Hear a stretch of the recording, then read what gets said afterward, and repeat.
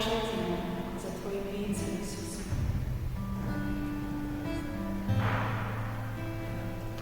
Slušaj, Gospode, glas moga vapaja. Milostivni budi, usliši. Moje mi srce govori, traži lice njegove. Da lice Tvoje, o Gospode, traži. Ne skrivaj lice svoga od mene, ne odbij u njegu slugu svoju.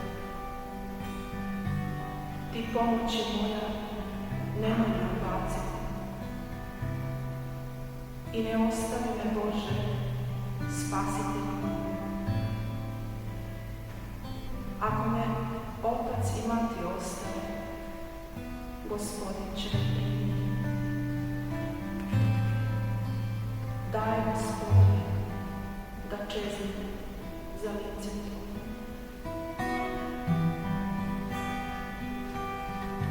Milosti budi, Isuse,